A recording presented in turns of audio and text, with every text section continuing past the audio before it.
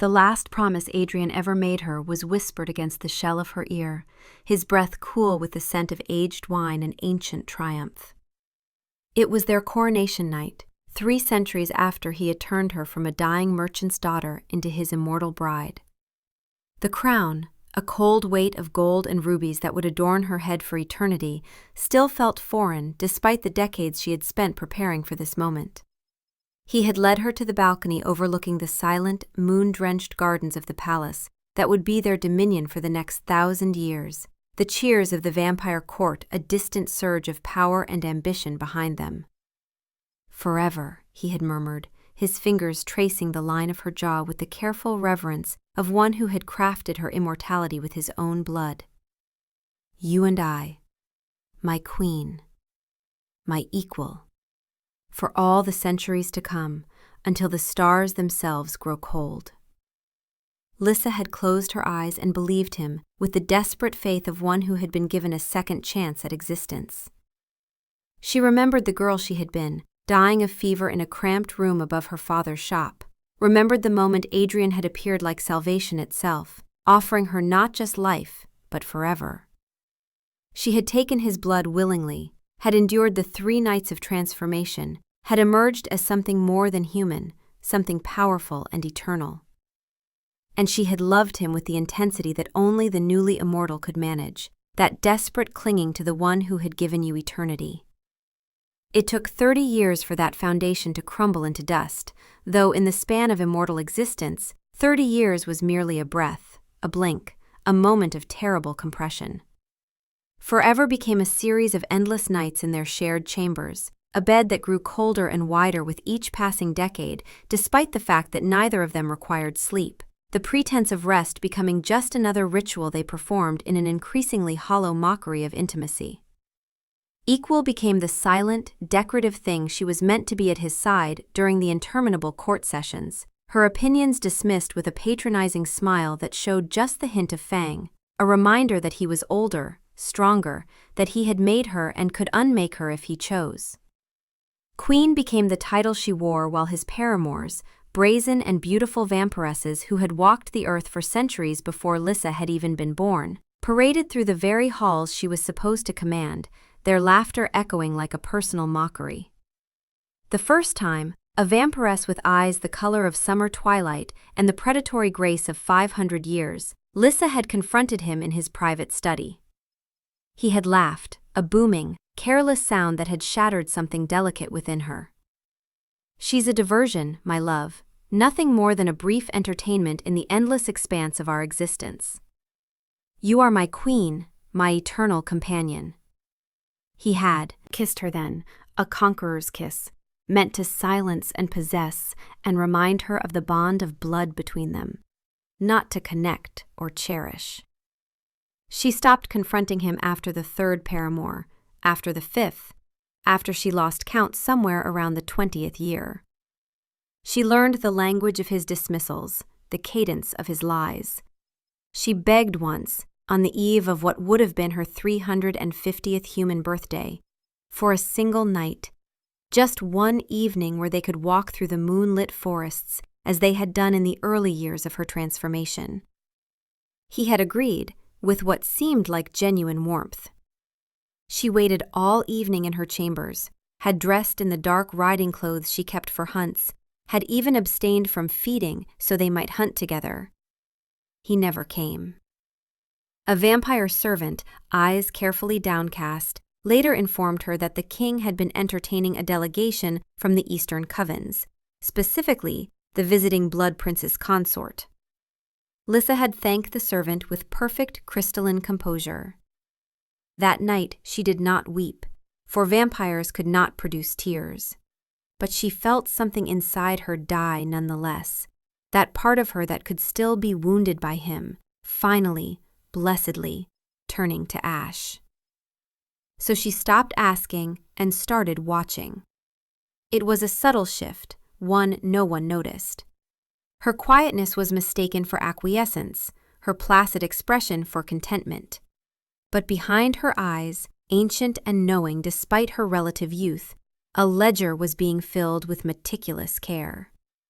She sat through endless council meetings in the grand chamber where Adrian held court, a silent effigy at the head of the obsidian table. And she listened with the supernatural hearing that let her catch every whispered aside, every nervous swallow, every lie. She memorized the nervous tick of Lord Corvinus, the Minister of Trade, the way his fingers would drum against the table when he spoke of the human population numbers he was secretly deflating to hide the blood farms he was running for personal profit. She noted the way Ambassador Constantine from the northern reaches would never quite meet the king's eye, and through careful observation, she discovered he was feeding information to the rival coven beyond the mountains. She learned that Lord Valerius owed his considerable fortune to a smuggling operation that moved illegal blood sources and forbidden grimoires across protected borders, an operation that Adrian himself had sanctioned in exchange for a percentage and Valerius's unwavering public support. She discovered that General Marius maintained his command not through merit, but because Adrian held evidence of the general's role in a failed coup 3 centuries prior. Every whispered conversation, every clandestine letter, every favor promised and debt incurred, she gathered them all with the patient precision of an immortal who had finally found purpose. She saw the intricate web of dependencies, threats, and blackmail that Adrian called a kingdom. He thought it was held together by his strength and political acumen. Lissa saw the truth. It was a structure of brittle threads, and she was learning the location of every single one. She began creating copies of sensitive documents, using her position as queen to access Adrian's private study when he was distracted, carefully memorizing contents before replacing them exactly as they had been. She cultivated relationships with the palace servants, the invisible army who saw everything, but were never seen, offering them small kindnesses and genuine respect, building a network of eyes and ears. She made careful withdrawals from her personal accounts, converting the funds into portable assets and storing them with a discreet banker in the human city that bordered their territory, a vampire who owed no loyalty to Adrian's court. She watched Dorian, her husband's chief advisor, the longest. He was a vampire of considerable age, nearly 800 years old, though he carried his centuries with quiet grace. He had been a scholar before his transformation and remained one after, his immortality devoted to the study of vampire history. He was made of quiet observations and careful silences, and unlike the others, he seemed to truly see the patterns in Adrian's court, the instability beneath the surface. She would catch his gaze across the throne room during particularly egregious displays of Adrian's cruelty, and in his dark eyes she saw not pity, but a shared, painful understanding. He never spoke a word against the king, but his silence was different. It was not the silence of complicity, but of sorrow. He was the only one who seemed to see her, not as the queen or Adrian's acquisition, but as a person with her own thoughts and pain. Over several years, they developed a careful, unspoken communication. A certain tilt of the head during council meetings that meant, "This is a lie."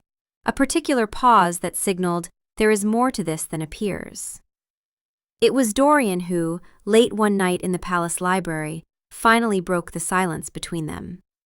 He had not looked at her directly, his eyes on an ancient manuscript, but his voice had been soft and clear. "There is a life beyond these walls, Your Majesty, for those brave enough to seek it." The night she left, the air was thick with the promise of a storm. She wore a simple traveling cloak the color of midnight, her ceremonial gowns left folded like shed skins of a life she was abandoning. She took nothing of obvious value, only a leather satchel containing several changes of plain clothing, the portable assets she had been accumulating, and a sheaf of carefully organized documents that represented the complete dismantling of Adrian's power structure. In her private study, she left a single letter on Adrian's desk. It contained only 2 words in her precise script: "I am done." But throughout the territory, her paid messengers were delivering other letters, dozens of them, each one precisely calculated to sever a specific thread in Adrian's web. To Lord Valerius went complete documentation of his smuggling routes, including detailed maps and financial records, with copies sent simultaneously to the Minister of Trade and to the Vampire Council that governed interterritorial crime. To Ambassador Constantine went proof of his double dealing, sent to both Adrian's court and to the Northern Coven leadership, ensuring neither side would ever trust him again. To General Marius went a full pardon for the ancient coup attempt, documentation that absolved him and his progeny, along with proof that Adrian had been using this information for blackmail for 3 centuries. She sent evidence of Lord Corvinus's illegal blood farms to the human resistance movements. To every major noble, she sent precisely calibrated information designed to shatter trust and create chaos. She had even written to Adrian's rivals, sending detailed intelligence about his actual military strength and defensive vulnerabilities. She didn't tear down the kingdom with violence. She simply showed everyone the truth simultaneously and let it collapse under its own weight. She met Dorian by the old Sally Port, a forgotten exit hidden behind a tapestry. He was dressed as a common traveler, 2 horses waiting in the gloom. He didn't ask if she was sure. He simply took her satchel, his hand brushing hers in a touch that was brief, but which carried more genuine care than any of Adrian's possessive embraces. "He will hunt you," Dorian said, his voice low and certain. "When he discovers what you've done, his rage will be legendary." Lissa looked at him steadily, and for the first time in 30 years, she felt no fear, only a vast, terrifying, and exhilarating sense of freedom. "Let him," she replied. "I have spent 3 decades being afraid. I am done with fear." They rode into the gathering storm, their supernatural speed eating up the miles, and behind them, a kingdom began its catastrophic collapse. Adrian found her letter just after sunset. He read the 2 words and laughed. Done? She couldn't be done. She was his creation, bound to him by blood and law. This was a tantrum, feminine drama meant to get his attention. He called for servants to search her chambers, then the palace, then the territory. By midday, when servants reported her complete absence and that she had left with someone matching Dorian's description, Adrian felt the first flicker of concern. By sunset of that second night, when the reports began arriving, concern transformed into something visceral. Lord Valerius sent an emergency message declaring he was being investigated for smuggling, effectively removing him from Adrian's alliance. Ambassador Constantine had been found destroyed by the Northern Coven for his treachery. General Marius appeared at court with cold fury, presenting the pardon documents and demanding an explanation for 3 centuries of blackmail. Reports flooded in of blood farm raids, of nobles fleeing, of ancient vampires who had supported Adrian suddenly declaring opposition. Lord Corvinus was dead, killed by resistance fighters. By the end of that second night, Adrian's council was in chaos, his alliances shredding, his territory destabilizing so rapidly that border regions were being claimed by rival covens. By the 3rd night, Adrian understood with horrible clarity that this was a coordinated, devastating attack, and the architect was the quiet queen he had ignored for 3 decades. She hadn't destroyed his kingdom with violence. She had simply, methodically, removed every support structure and walked away to let it collapse. His fury was a physical thing, a white-hot inferno that made his fangs extend and his eyes blaze. It wasn't the fury of one who had lost his love. It was the incandescent rage of a king, unmade by his most underestimated possession. And one other piece struck him like a blow. Dorian was gone, had helped her escape. The quiet advisor who had stood by his side for 800 years had chosen her over him. He would find them, he swore. He would hunt them to the ends of the earth, would drag her back, and show her what it meant to defy a king. He would make her watch as he destroyed the advisor who had stolen her away. But first, he had to stabilize what remained. It took him 5 years of brutal political maneuvering, violent suppression of rivals, costly concessions. His once vast domain had shrunk to barely half its former size. His court was now a shadow, populated by younger vampires of questionable loyalty. His reputation was permanently damaged, the story of how a fledgling queen had outmaneuvered an ancient king becoming a cautionary tale. And through it all, his obsession with finding Lissa and Dorian grew into something monomaniacal. He poured resources into the search that his struggling kingdom could ill afford. He told himself it was about justice, about punishing treason, but he knew it was something else. She had been the mirror in which he had seen his own greatness. Without her, he was forced to see himself clearly, and what he saw was an empty, angry creature who had mistaken control for love. The human world was a revelation to Lissa. Walking through the streets of the coastal town of Silverwood under the cover of night, she felt like she was discovering an entirely new dimension of existence. The town was a thriving port, busy at all hours, meaning vampires moving through the streets after dark drew no attention. The air smelled of salt and fish and wet wood. People worked through the night, their faces open and unguarded. No one bowed. No one watched her with calculation. She was blessedly, terrifyingly anonymous. For the first several weeks, she barely spoke, overwhelmed by the scale of her new freedom. Dorian was a constant, grounding presence. Through his connections, he secured them a small house on the outskirts of town, overlooking the back, restless gray sea. It had 2 rooms downstairs and a sleeping loft above, though neither required sleep, the space serving as a private retreat for the day hours. It had a hearth they kept burning for comfort, and furniture that was simple but comfortable. It was roughly the size of a single room in Adrian's palace, but to Lissa, it was the most beautiful place she had ever inhabited, because it was hers, truly hers. Dorian gave her space as if it were a physical gift. He would rise in the evening, prepare tea from habit, and leave it for her before going out into the town. He quickly found ways to be useful, his supernatural strength making him valuable for night labor at the docks. His scholarly nature also made him sought after by merchant families who paid him to tutor their children. He would return near dawn, his clothes smelling of sea air and honest work, and they would share the remaining hours in comfortable silence. The silence wasn't empty like the palace. This was comfortable quiet, filled with the crackle of fire and the crash of waves, a silence that healed. Slowly, Lissa began to construct an identity outside of being someone's possession. She discovered an affinity for herbalism, knowledge from her human life that had been dormant.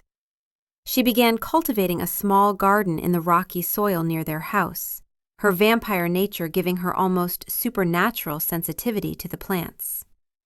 The local apothecary, an elderly human woman named Marjorie, began purchasing her cultivated herbs and remedies for common human ailments.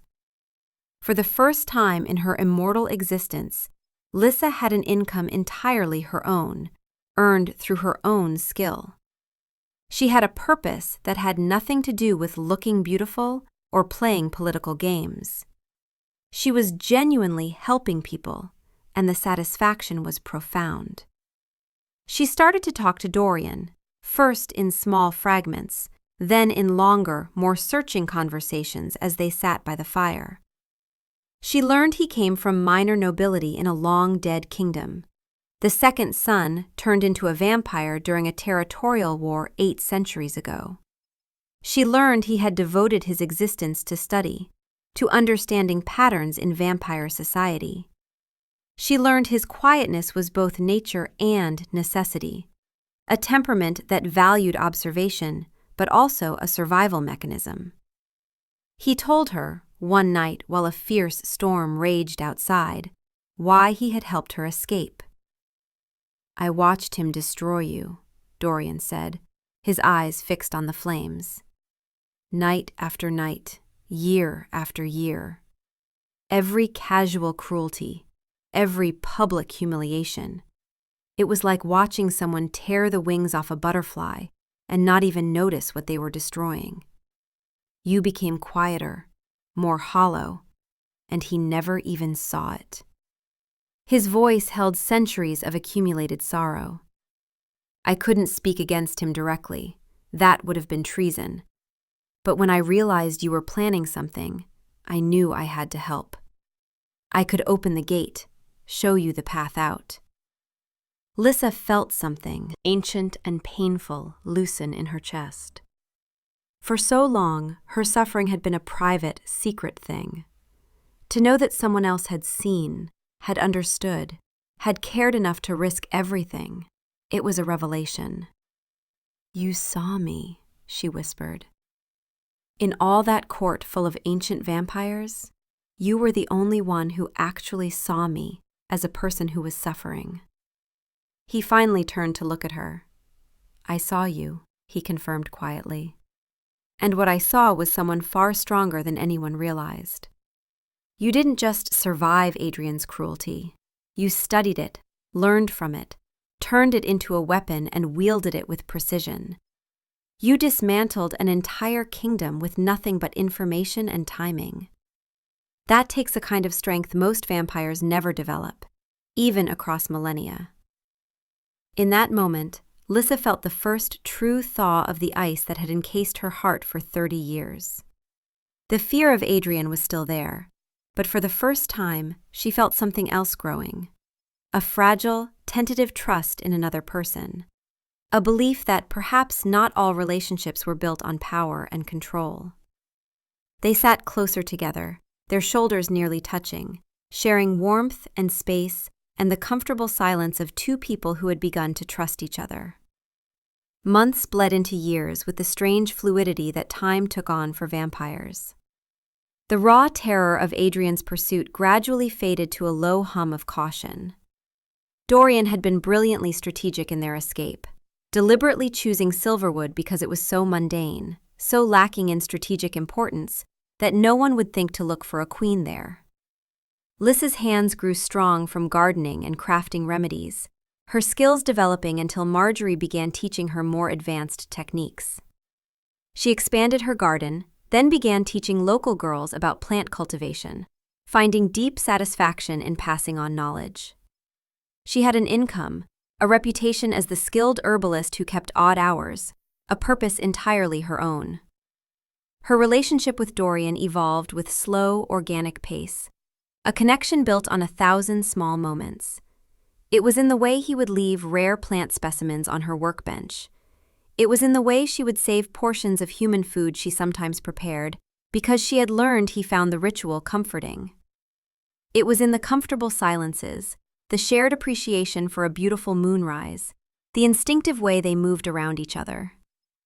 There was deep, unspoken tenderness between them, a careful dance around the wounds they both carried. But the past never truly released its grip on immortals.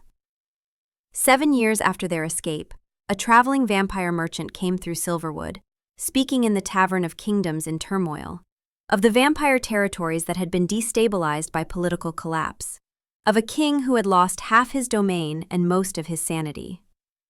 He called Adrian the Ghost King, a ruler haunted by his failures, obsessed with finding his lost queen. The merchant spoke of Adrian's continued hunt, the resources he still poured into tracking them, the substantial bounty on both their heads. Lissa heard every word with her supernatural hearing. Her heart suddenly hammered against her ribs with frantic rhythm. The phantom wound of her fear throbbed with fresh pain. That evening, she couldn't settle. She found Dorian on the small porch, staring out at the ink-black sea. "He will find us," she said without preamble. 7 years and his obsession has only grown. He will never stop hunting us. Dorian didn't react with surprise. He simply continued watching the waves. "Perhaps he will," Dorian acknowledged. "His resources are diminished, but not eliminated. It's possible that eventually, someone will recognize us despite our precautions. We've always known this was possible. She moved to stand beside him, wrapping her arms around herself. I am afraid, she admitted. Not for myself. I am afraid of what he will do to you when he finds us. You betrayed him, helped me escape. His rage toward you might be even greater than toward me. She turned to look at him. I couldn't bear it if you were destroyed because of me. Dorian finally turned to face her, and in the pale moonlight, she could see fierce, protective intensity in his ancient eyes. Lissa, he said, and the way he spoke her name was a vow. I have been a coward once in my immortal existence. I stood by in silence for 3 decades while Adrian systematically broke you, told myself it wasn't my place to intervene. I will not be a coward again. He reached out, his hand cupping her face with infinite gentleness. Let him come. Let him find us. I would rather face destruction fighting beside you than live another 8 centuries in the safety of cowardice. His touch was warm, steady, and utterly certain. It wasn't the possessive touch of an owner, but the reverent touch of a partner. In that moment, the fear didn't vanish, but it was joined by something stronger, a fierce, defiant courage. She leaned into his touch and felt the world settle. Thank you, she whispered, for seeing me, for waiting, for being exactly who you are. The love between them came to full realization, not in a dramatic moment, but in gradual accumulation spread across years. It was a quiet, sturdy thing, like the wind-twisted trees that clung to the coastal cliffs. It happened one evening in their 10th year in Silverwood, during a winter storm that made even their solid house shudder. They sat together by the fire, sharing the couch, a blanket across their laps. Lissa had been reading aloud from a book of poetry, her head resting against his shoulder. The words blurred as she became aware not of the poetry, but of the moment itself, the profound comfort of his presence, the scent that was distinctly his. She stopped reading mid-verse and felt his attention shift entirely to her. He shifted slightly, and his hand found hers under the blanket, his fingers lacing with hers. Neither spoke, the moment suspended in firelight and the sound of the storm. And in the silent language they had built, this simple touch was everything. It was a question, "Are you ready?" It was an answer, "Yes." It was a promise, "I will cherish this." It was acceptance, "I trust you." The ice that had encased Lissa's heart didn't just thaw, it shattered, melting away in the warmth of genuine love offered without conditions. She turned her head and kissed him, a soft, tentative press of lips that carried years of unspoken gratitude and rebuilt hope. He kissed her back with gentleness that made her chest ache, a reverence that told her she was treasured not as a possession, but as a partner. It was not the kiss of a king claiming property, but the honest affection of someone who had waited patiently, who had let her heal at her own pace. It was the kiss of a male who understood that her trust was a gift to be honored. Their life together took on a new dimension after that night, the cottage transforming from a space they shared into a home they had built together. They were a unit, a partnership of equals who had each chosen the other with full awareness. Dorian's love was constant, quiet reassurance, steady as the tides. He learned the geography of her trauma, the particular triggers that would cause painful memories. He never tried to fix her or rush her healing. He simply held her when the trembling started, his presence a shield against the ghosts of her past. In turn, she learned to see the complete person behind the quiet advisor. She saw his subtle humor, his deep well of genuine kindness, his unwavering moral compass, his refusal to compromise his integrity. She saw the strength in his patience, a force more formidable than Adrian's aggressive dominance had ever been. She fell in love not with a savior, but with a complete person, a good and decent male who saw her truly and loved what he saw. Their life settled into patterns that brought profound satisfaction. They gardened together, their hands in the same dark earth. They walked along the cliffs during the deepest hours of night, talking for hours about everything and nothing. They read aloud to each other by the fire, occasionally acting out dialogue in deliberately theatrical ways that made them both laugh. Lissa found herself laughing often, a real, unburdened sound of genuine joy that she hadn't heard from her own lips in decades. It startled her every time, the realization that she was happy, that the endless nights were filled not with dread, but with contentment. It was quiet, unassuming happiness, but it was real and solid and hers. She had not destroyed a kingdom to find this life. She had simply walked away from an existence that was destroying her and found, by some miracle, a life that was building her back up. Adrian's hunt had transformed from the methodical search into all-consuming obsession that defined his entire existence. His kingdom had stabilized somewhat over the years, reaching a new equilibrium that was a pale shadow of its former glory. He ruled over perhaps 40% of his original territory, held together by fear and brutal enforcement. The magnificent court had been replaced by younger vampires with more ambition than wisdom. He had rebuilt some alliances, but these were transactional relationships. The palace felt hollow, echoing with emptiness. Adrian moved through it like a ghost himself, the ghost king indeed, haunted by what he had lost and unable to move forward. He still poured resources into the search that his diminished kingdom could barely afford. He had grown thin over the years, his face taking on a haggard quality unusual for vampires.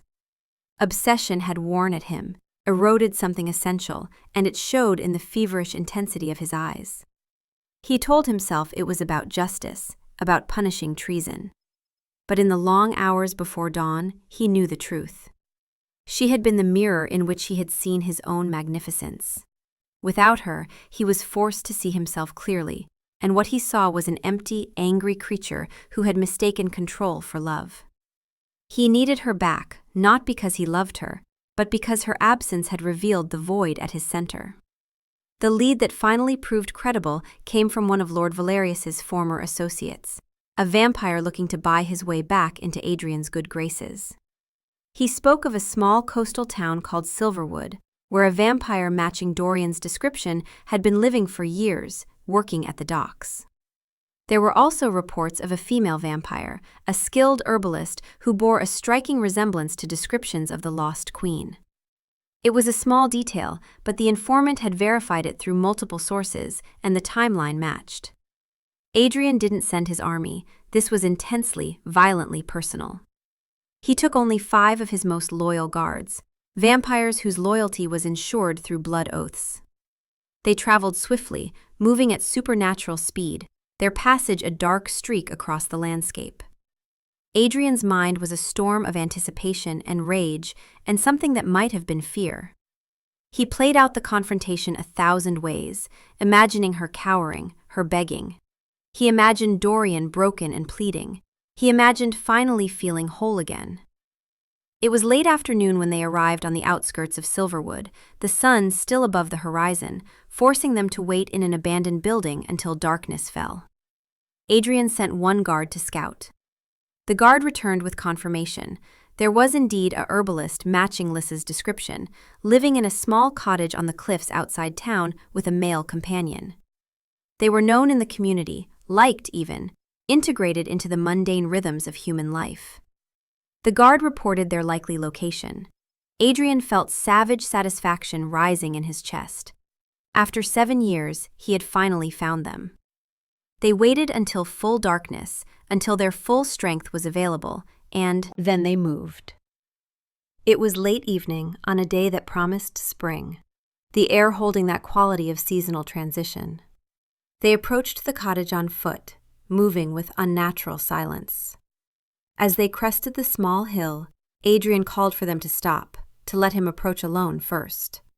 He wanted to see her face when she realized he had found her.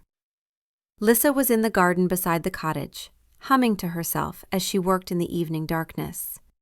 She was tying up pea shoots, her hands moving with practiced confidence, her posture relaxed and open.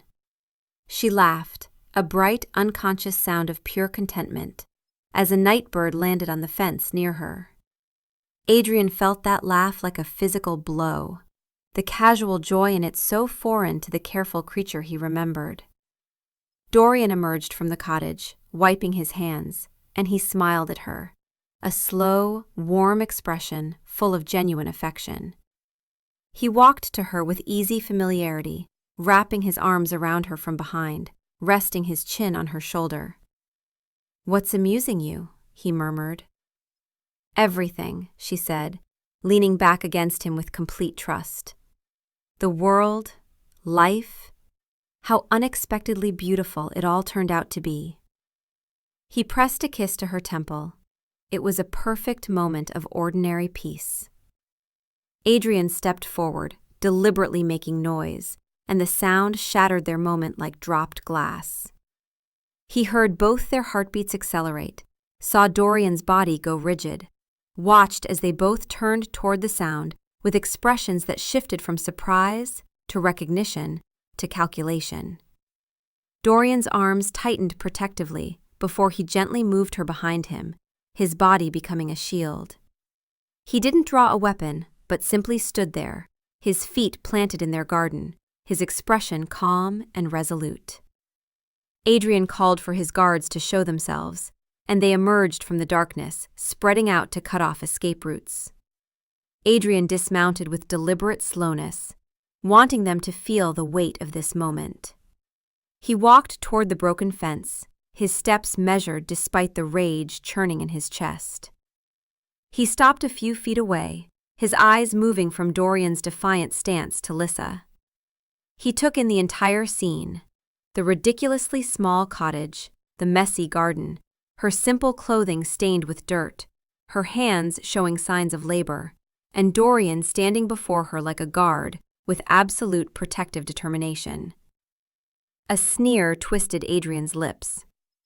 "So this is what you left for?" he said, his voice rough with anger and bewilderment. "A hovel barely fit for humans, a peasant's existence, manual labor and dirt under your fingernails. And him," he spat the word, "my chief advisor, a vampire of 8 centuries, reduced to dock work and playing house with my runaway wife." Dorian remained silent, his gaze steady and unwavering. But Lissa's reaction was different. Standing in her garden, with the male who had shown her genuine partnership, facing the vampire who had broken her for 30 years, she felt strange, unexpected calm. Yes, the fear was there, but looking at Adrian now, seeing him truly for the first time, with the clarity that distance and healing had given her, she realized something profound. He was just a vampire, not the all-powerful figure of her nightmares. He was a bitter, empty male who had crossed a continent not to reclaim a queen, but to soothe a wounded ego. "You destroyed my kingdom," Adrian snarled, his voice rising with barely controlled rage. He took a step forward, and Dorian immediately mirrored the movement. "Everything I built over centuries. My alliances, my power, my reputation, my legacy. All of it burned to ash because of your vindictive scheming. For what? So you could play at being human in this pathetic little life?" He was looking for a reaction, searching for fear or regret. He wanted to see the cowering queen he remembered. But Lissa stepped out from behind Dorian, moving to stand beside him rather than behind him. Her hand found Dorian's, and their fingers locked together with easy familiarity. She met her former husband's furious gaze without flinching. When she spoke, her voice was quiet but carried with absolute clarity. "Your kingdom was built on lies and fear and exploitation, Adrian.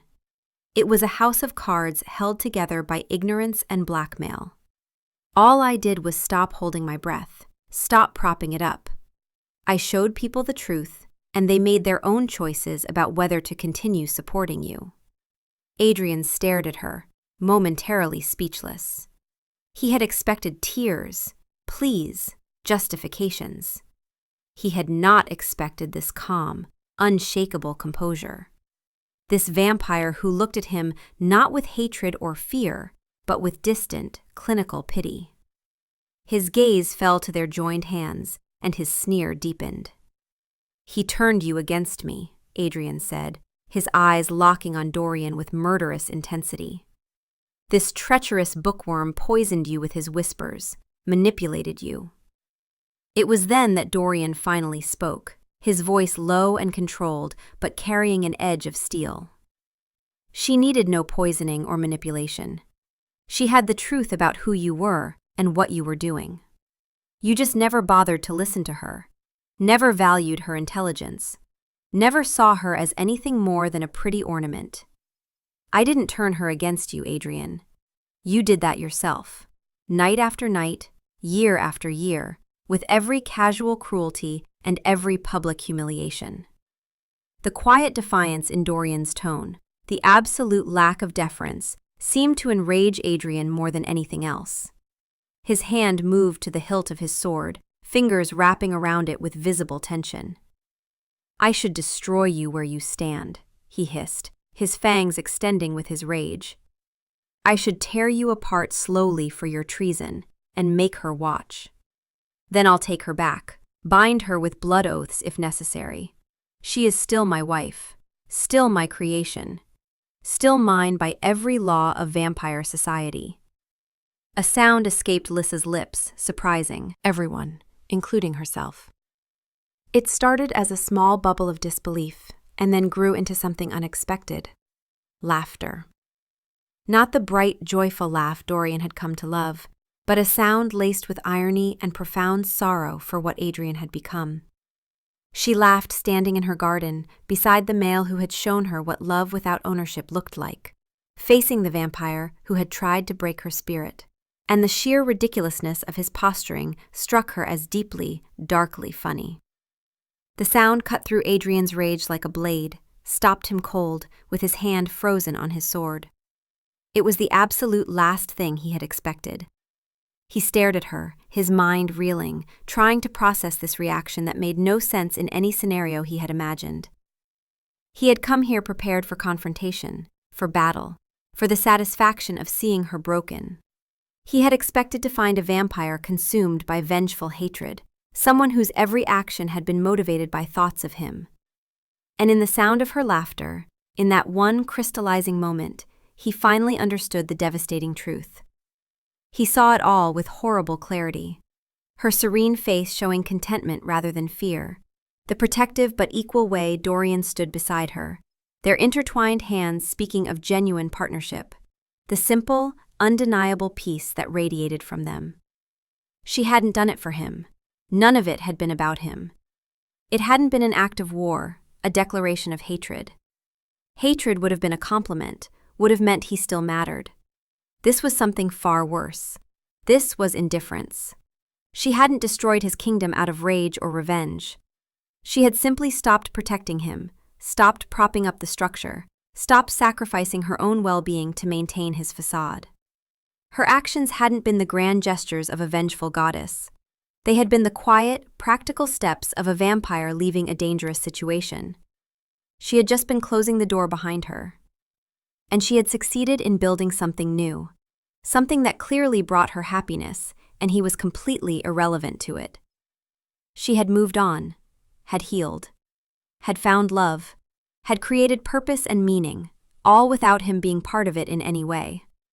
He didn't haunt her nightmares. He didn't fill her with burning need for vengeance. He simply didn't matter anymore.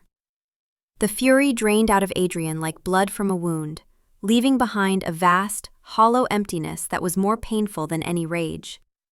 He looked at her, truly looked at her for perhaps the first time since her transformation, and he did not see his queen, did not see his creation, did not see his possession.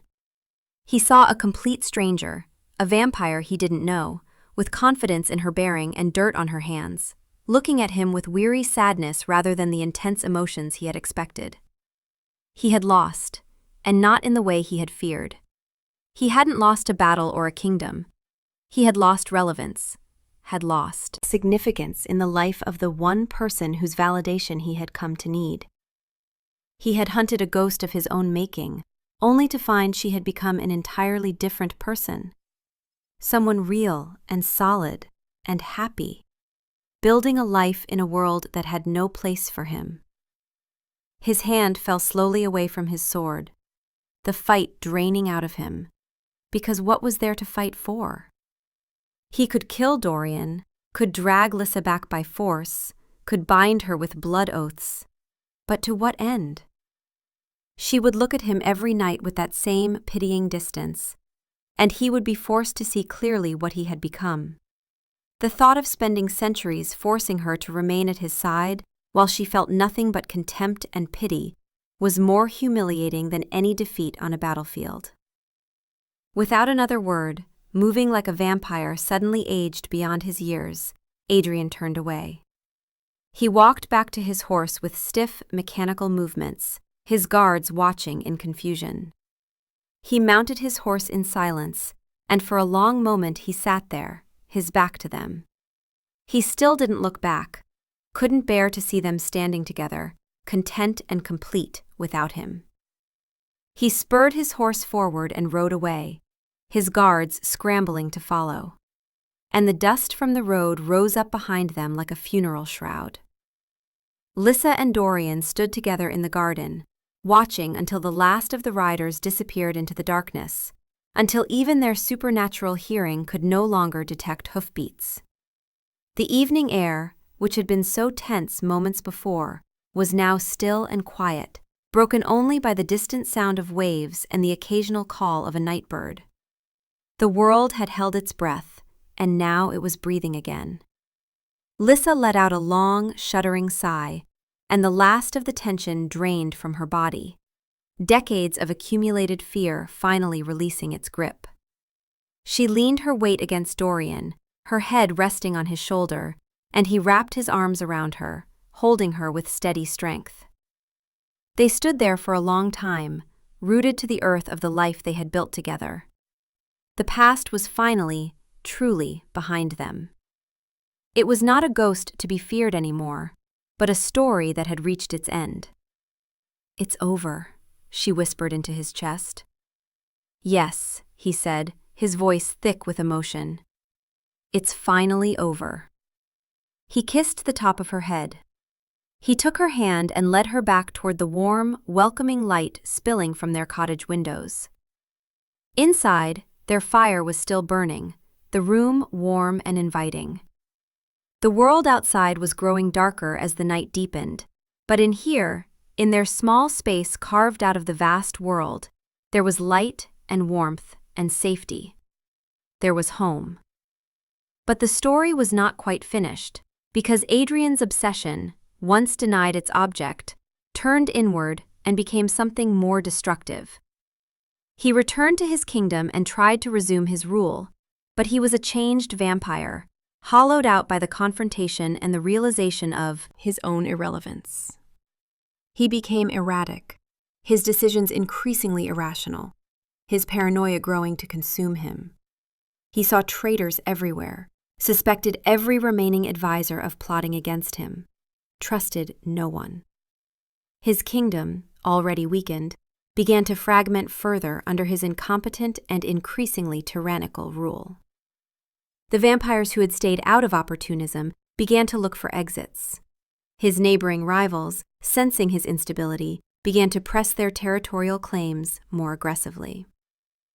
Within 2 years of his return from Silverwood, his kingdom had shrunk to just the palace and its immediate surroundings.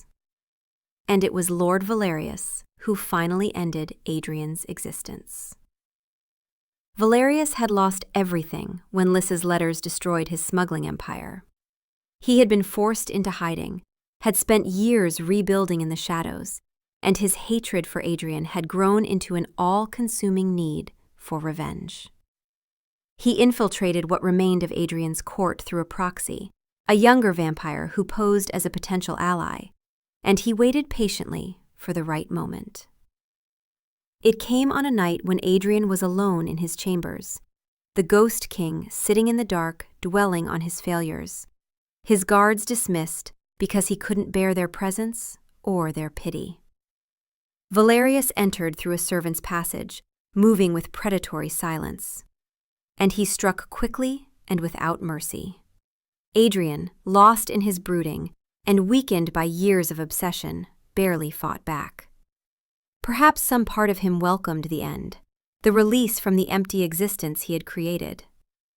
Valerius drove a wooden stake through Adrian's heart with savage satisfaction, held it there while Adrian's eyes went wide with shock, and then removed his head with a silver blade to ensure the destruction was permanent. The Ghost King, the vampire who had ruled a significant territory for centuries, died alone in his empty palace, killed by a former ally he had betrayed, mourned by no one. When news of Adrian's death reached Silverwood months later, through the same traveling merchant, Lissa felt a complex mixture of emotions. There was relief, certainly, the knowledge that the threat was permanently ended, but there was also a strange, melancholy sadness for the vampire he could have been, for the potential he had wasted, for the love he had been offered and had thrown away in favor of control and possession. She didn't celebrate his death, didn't feel vindication or satisfaction. She simply acknowledged it, added it to the closed chapter of her past, and continued with her life. She and Dorian remained in Silverwood for many more decades, eventually becoming something of an institution, the mysterious couple on the cliffs who never seemed to age, and who helped the community through their healing work and teaching. They watched generations of humans be born, grow, and die, formed careful friendships, contributed to the town's prosperity.